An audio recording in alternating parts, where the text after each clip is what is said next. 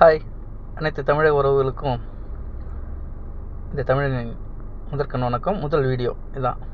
Social மீடியாவை பார்த்தா எல்லாரும் இப்போ ஆள்ற ஒரு நம்ம முதலமைச்சர் திரு விஜய் அவர்களை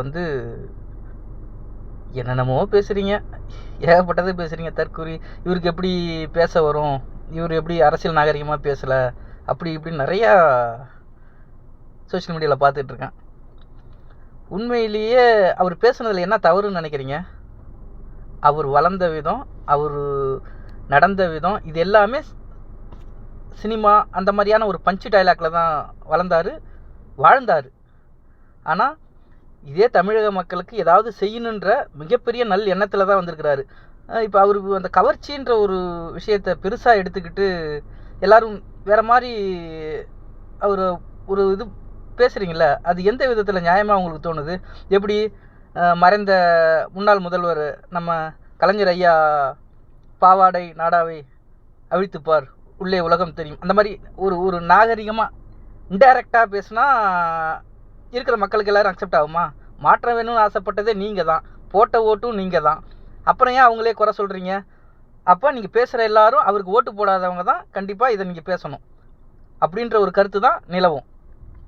சரியா தவறா அப்படின்ற ஒரு கேள்விக்கு இப்போ அது தேவையில்லை. அவருக்கு தெரிஞ்ச அரசியல், அவருக்கு தெரிஞ்ச ஒரு தன்னுடைய வேகத்தையும், நான் நல்லது பண்ணுறேன், என்னை ஏன் இப்படிலாம் நீங்கள் இது பண்ணணுன்ற ஒரு விஷயத்த சொல்கிறீங்கிற ஒரு விஷயத்த வேறு மாதிரி ஒரு எமோஷ்னலாக தெரிவிக்கிறாரு.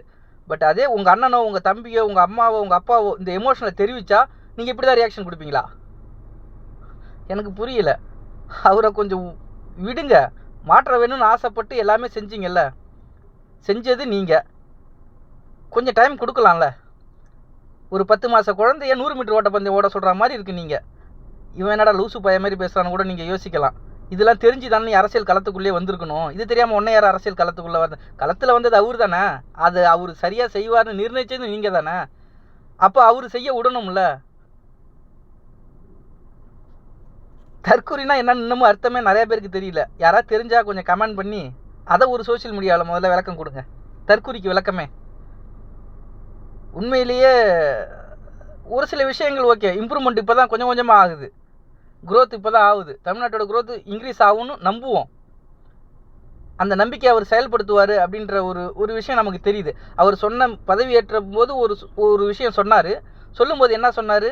சென்டர் நான் தான், சைடு எதுவுமே கிடையாது, எல்லாமே என் கண்ணு முன்னாடி தான் நடக்க போகுதுன்ற ஒரு விஷயத்த மிக தெளிவாக சொன்னார்.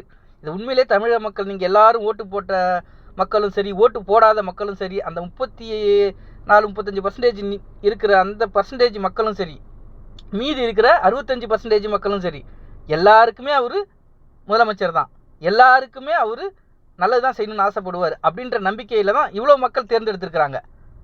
அப்படி இருக்கும்போது அவரை கொஞ்சம் அவர் எமோஷனல், தேவையில்லாத பிரச்சனைக்கு இன்வால்வ் ஆகாமல் அவருடைய வேலையை நீங்கள் உண்மையிலே பார்க்க விட்டீங்க அப்படின்னாக்கா கண்டிப்பாக ஸ்டெப் பை ஸ்டெப்பாக இன்னும் 5 இயர்ஸுக்குள்ள ஒரு சேஞ்சஸ் நடக்கலாம். அவரை சிஎம்ஆக்க ஆசைப்பட்ட மக்கள் நீங்களே திரும்ப திரும்ப அவருக்கு எமோஷனலுக்கே கொண்டு போனால் அவர் எப்படிங்க அவரோட வேலையை பார்க்க முடியும்? உங்களுக்கு பதில் சொல்கிறதும், மீட்டிங் போட்டு இதெல்லாம் சொல்கிறதும், இதுக்குள்ளே அவருக்கு டைம் சரியாக போயிடும். அப்புறம் எப்படி தமிழ்நாட்டை திரும்பவும் கொண்டு வருவார்? இதுக்கு தானே மற்ற கட்சிகள்லாம் ஆசைப்பட்றாங்க. அவர் நிம்மதியாக விடக்கூடாது, நிம்மதியாக விட்டால் நல்லாட்சி பண்ணிவிடுவான், அடுத்து வேறு கட்சிகள் எதுவுமே உள்ளார வர முடியாத அளவுக்கு செஞ்சிருவான்ற ஒரு பிரச்சனையை உண்மையிலே நீங்கள் இந்த எதிர்த்து பேசுகிற மக்கள் எல்லாருமே எதிர்கட்சிகளோட கைக்கூலியான்ற மாதிரியான கேள்வி உங்களுக்குள்ளே எழும்ப ஆரம்பிச்சிடும். இல்லை யாராவது ஏதாவது சொல்லி கொடுக்குற மாதிரி ஆகிடும். கொஞ்சம் யோசித்து போடுங்க கமெண்ட். நிஜமாக சொல்கிறேன், ஒரு சில நல்ல விஷயங்களை மிக சீக்கிரமே அவர் நிறைவேற்றுவாருங்கிற நம்பிக்கையில் நாம் செயல்படுவோம். எப்படி நம்ம புள்ள நமக்கு ஒரு குழந்தை பிறந்தாலும் நம்ம அண்ணனோ தம்பியோ இருந்தால் அவங்க நல்ல நிலைமைக்கு போவாங்கன்னு ஒரு விஷயம் ஆசைப்படுவோம்ல, அதே மாதிரி நாம் ஆசைப்படுறது தவறு இல்லையா? ஒரு வாய்ப்பு தானே கொடுத்துருக்கீங்க, அதை செயல்படுத்த விடலாம்ல ஃப்ரீயாக. ஓட்டு போட்ட நீங்களே ஏன் போட்டு இவ்வளோ கேள்வி? எதிர்கட்சிக்காரன் கேள்வி கேட்டால் ரைட்டு, இல்லை அரசியல்வாதிகள் ஏதாவது அவங்க அந்த அரசியல் நாகரிகம் அவங்களுக்கு தெரியும், அரசியல்வாதிகள் அவங்களுக்கு தெரியும், அவங்க எந்த கேள்வியெல்லாம் கேட்கட்டும். பட் சோஷியல் மீடியாவில் உங்களுக்கு தெரிஞ்ச உண்மையிலே சோஷியல் மீடியா இந்த கேள்வி கேட்க உங்களுக்கு தெரிஞ்சவங்களுக்கு சரி ஓகே, இது அவரை பார்த்து கேட்கலாமா, இது இப்போ தானே வந்திருக்கிறாருன்ற ஒரு சென்ஸ் உங்களுக்கே தோணலாம்ல. எப்படி கமெண்டில் வேறு வேறு மாதிரி க்ரியேட் பண்ணி எனக்கு போடுவீங்கன்றது எனக்கும் தெரியும். நிஜமாக சொல்கிறேன், எல்லாரும் ஒரு ஒரு ஒரு சில பர்சன்டேஜ் மக்கள் வந்து அவர் சிஎம் ஆகணும்னு ஆசைப்பட்டு, அது ரசிகர் கூட்டமோ இல்லை அவர் முகம்தான் ஆயுதமோ ஏதோ ஒரு ரீசனில் அவர் சிஎம் இப்போ ஆகிட்டார். ஆனால் ஓட்டு போட்ட இவ்வளோ மக்களும் எதிர்பார்க்குறீங்க. அப்போ நல்லது செய்யறதுக்கான ஒரு டைம் கொடுங்க. இவன் என்னடா டைம் கொடுங்க எல்லாரும் தான் சொல்கிறாங்க, இவனும் அதே தான் சொல்கிறான்னு கேட்காதீங்க. ஆக்சுவலி இதான் உண்மையிலே ஒரு பிறந்த குழந்தை மாதிரி தான் இப்போ அவர் ஒரு பிறந்த குழந்தைய தான் தேர்ந்தெடுத்தாச்சு.